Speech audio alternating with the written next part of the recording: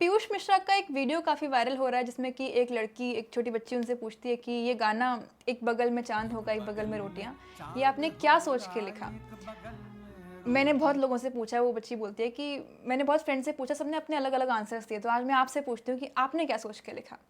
तो उसका जवाब उन्होंने एक लाइन में दे दिया, अरे ऐसे ही लिख दिया यार, कुछ सोचा नहीं, ऐसे ही लिख दिया, 2 दिन में गाना कंप्लीट हो गया। That's what he said. उनका जवाब सुन के मैं थोड़ा सोच में पड़ गई कि क्या वाकई ऐसा पॉसिबल है कि बिना कुछ सोचे समझे आप बैठ जाएं, एक गाना लिख दें और वो इतना फेमस हो जाए कि सालों साल लोग आपसे उस बारे में सवाल करें कि आपने कैसे लिखा, क्यों लिखा, क्या सोच के लिखा।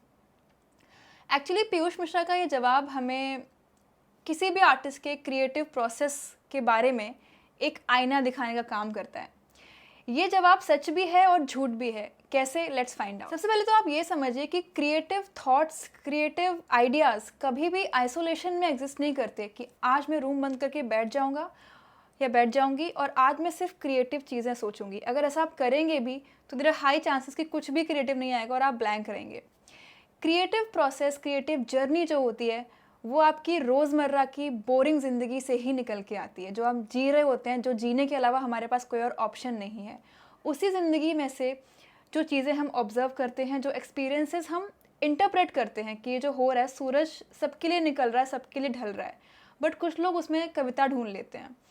तो डेली के एक्सपीरियंसेस से जो हमारे ऑब्जर्वेशंस होते हैं वो हमारे अंदर ही अंदर स्टोर होते रहते हैं। हम चाहें ना चाहें वो हमारे अंदर एज एन आर्टिस्ट स्टोर होते रहते हैं। फिर बहुत सालों बाद कभी कोई रोमांटिक गाना लिखा या कभी कोई सैड गाना लिखा तो उसमें वो थॉट किसी और तरीके से आ जाता है, किसी और तरीके से कि एक नदी में सूरज होगा, एक सागर में कश्तियाँ, बट वो थॉट शायद बचपन से आपके अंदर बिल्ड हो रहा हो, तो आपने कुछ एक्स्ट्रा एफर्ट नहीं लिया। उसके बाद भी थोड़ा कंट्रीब्यूशन होता है आपकी नर्चरिंग का।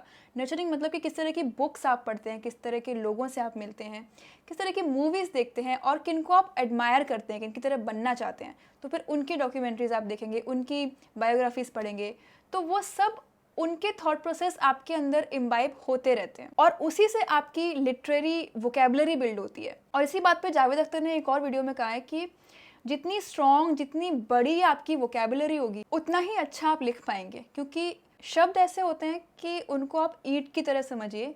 जितनी ज़्यादा ईंटें होंगी उतना बड़ा घर हम बना पाएंगे और जितनी कम ईंटें होंगी उतना छोटा घर बनेगा। तो जितने कम शब्द आप जानते हैं उतना कम अच्छा लिख पाएंगे। दैट्स व्हाट ही मेंट। तो इन सारे फैक्टर्स को जब हम कंबाइन करते हैं और एक ऐसी लाइफ जीते हैं जो लिटरेचर वाइज रिच होती है और क्रिएटिव थॉट्स वाइज आप बहुत कुछ एक्सपीरियंस कर चुके होते हैं, तो ऐसा बिल्कुल पॉसिबल है कि एक दिन आप कोई गाना लिखने बैठें और अपने मन में कुछ ऐसी मनगढ़ंत कहानियाँ बनाएं और कुछ ऐसा आउटपुट निकाल के दे दें कि आपको खुद वो प्रोसेस डिफाइन करना मुश्किल हो जाए कि ये मैंने किया तो कैसे किया, क्योंकि वो आपने उस मोमेंट में थोड़ी ना किया, वो तो आपकी लंबी जर्नी एज एन आर्टिस्ट जो आपने तय की है उसका रिजल्ट है कि आप इस मुकाम तक पहुँचे हैं कि आप एक दिन ऐसे ही बैठ के कुछ लिख पा रहे हैं और वो चल जा रहा है, वो लोगों को पसंद आ रहा है। फाइनली एक आर्टिस्ट का क्रिएटिव प्रोसेस काफ़ी कॉम्प्लिकेटेड सा टॉपिक है। Every argument you try to give will have some exceptions. कोई तो आके बोल देगा कि नहीं ऐसा तो नहीं होता है, मेरे साथ तो ऐसा हुआ है। I mean there are different kinds of artist. There are artist who create like a factory of content. वो उनको चाहे आंधी आए, तूफान आए, बाढ़ आ जाए, उनको अपना वीडियो निकालने हैं तो निकालने हैं।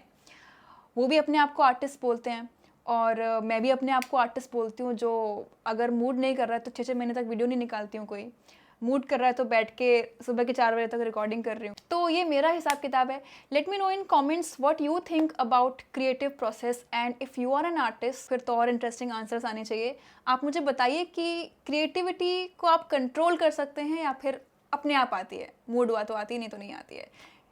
सो let me know in comments and I will see you in the next video. Bye.